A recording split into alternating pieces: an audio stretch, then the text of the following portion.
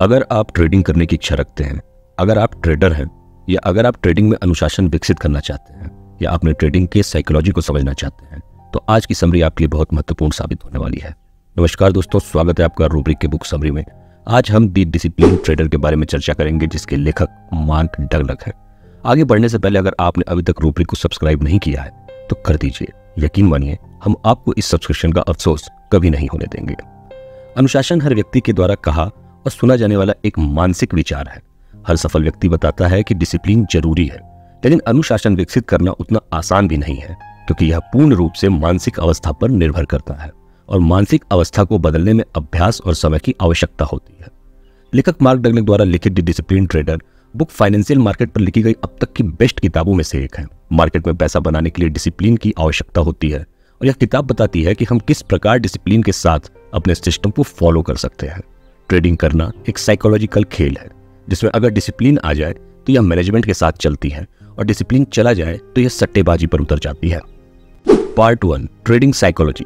भावनात्मक रूप से ट्रेडिंग होने वाली सभी प्रक्रियाएं मानसिक साइकोलॉजी कहलाती हैं। इसमें एक न्यू ट्रेडर अपने सिस्टम को छोड़कर उसे लगता है कि वो यहाँ पे प्रॉफिट बना सकता है। उसे लगता है कि कैंडल बहुत अच्छा काम कर रहा है। उसे लगता है कि जो चीजें ट्रेंड कर रही हैं उसे वो खरीद लेता है। ट्रेडिंग साइकोलॉजी सही से विकसित न होने के कारण हम मार्केट से प्रॉफिट नहीं बना सकते। इसके कई कारण हैं, जैसे पहला, हम आधा अधूरा होमवर्क करके ट्रेडिंग करने जाते हैं। दूसरा, स्टॉप लॉस हिट हो जाने के बाद भी ट्रेड को अपोजिट दिशा में चलने देते हैं। तीसरा, प्रॉफिट होने पर प्रॉफिट चला न जाए इसलिए थोड़ा सा हरा दिखने पर काट देते हैं। ट्रेडिंग में 80% साइकोलॉजी, 20% मेथोडोलॉजी, फंडामेंटल और टेक्निकल काम करता है। हमारी साइकोलॉजी जितनी अच्छी हो, हम उतनी ही जल्दी लॉसेस की मानसिकता से बाहर आ सकते हैं। हम रिवेंज ट्रेडिंग के शिकार नहीं होते। हम डिसिप्लिन के साथ अपने रूल्स फॉलो करते हैं और सिस्टम के एंट्री एग्जिट की इंतजार करते हैं। पार्ट 3, आत्म अनुशासन। एक ट्रेडर के रूप में हमें जो काम स्वयं से करने चाहिए, अगर हम वे करते हैं तो हम आत्म अनुशासित हैं। अगर नहीं करते हैं तो हमें सीखना होगा।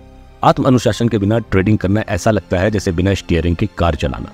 उस ट्रेडिंग का कोई भविष्य नहीं होता या वह किसी भी दिन हमें बर्बाद कर सकती है।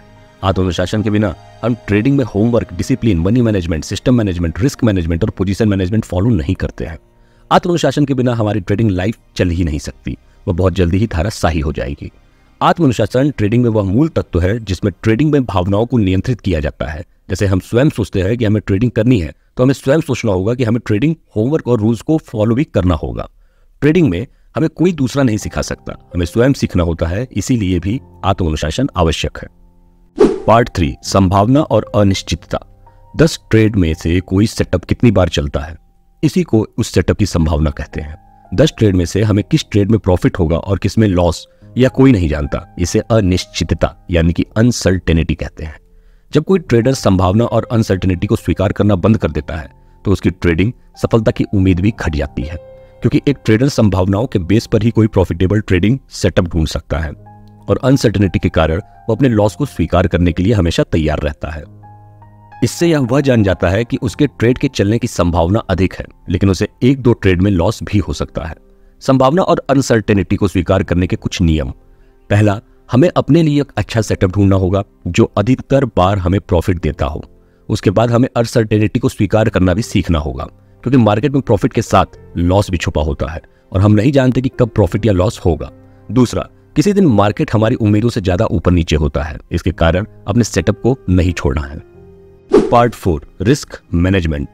ट्रेडिंग में हमारा अधिक लॉस न हो या ट्रेडिंग कैपिटल बर्बाद न हो, इसके लिए कुछ नियम बनाए जाते हैं। इन्हें रिस्क मैनेजमेंट कहते हैं। हर फील्ड में प्रॉफिट बनाने के लिए हमें रिस्क को मैनेज करना पड़ता है ताकि अधिक प्रॉफिट और कम लॉस हो। रिस्क मैनेजमेंट ट्रेडिंग में अनेक प्रकार से एक ट्रेडर को प्रभावित करता है। ट्रेडिंग में केवल पैसों का ही रिस्क नहीं होता, हमारी भावनाओं का भी रिस्क होता है।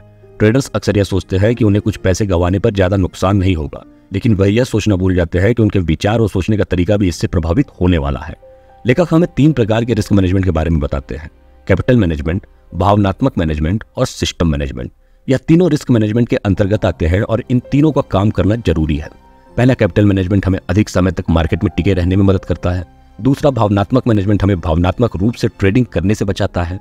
तीसरा, सिस्टम मैनेजमेंट हमें एक प्रक्रिया को फॉलो करने में मदद करता है। Part 5, trading business. बिजनेस की परिभाषा सभी के लिए अलग अलग होती है और मेरी इस प्रकार से है कि कोई काम जिसे हम लंबे समय तक सीखते हैं, जो हमें पैसा देता है और जिसके हम स्वयं मालिक हैं, जहां तीनों चीजें लागू होती है, वह मेरे लिए बिजनेस कहलाता है। जो ट्रेडर ट्रेडिंग में बिजनेसमैन की तरह काम नहीं करता, वह ट्रेडिंग लाइफ में बहुत कम समय का मेहमान होता है। एक न्यू ट्रेडर यह सोचता है कि ट्रेडिंग में हर कोई पैसा बना रहा है, तो मैं भी पैसा बना सकता हूं, और वह बिना किसी रूल्स और सिस्टम के ट्रेडिंग में उतर पड़ता है। लेकिन वह यह भूल जाता है कि यह एक बिजनेस है। जब ट्रेडर्स ट्रेडिंग को बिजनेस न समझकर पैसे बनाने की मशीन समझने लगते हैं, तब वे ट्रेडिंग में अपना सारा पैसा गंवा देते हैं। बिजनेस सिस्टम और नियम पर बना होता है।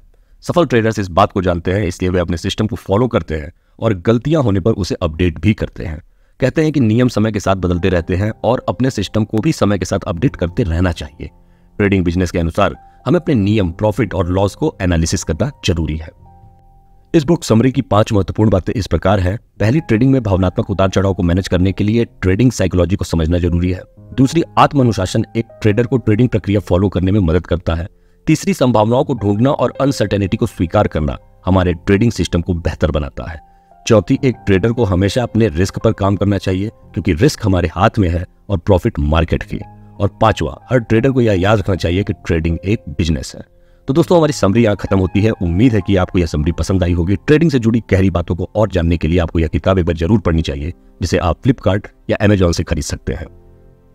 ऐसे ही अच्छी किताबों की समरी सुनने के लिए रूब्रिक को लाइक और सब्सक्राइब कीजिए और हमें कमेंट में जरूर बताइए कि और क्या आप हमसे सुनना पसंद करेंगे। नमस्कार और धन्यवाद।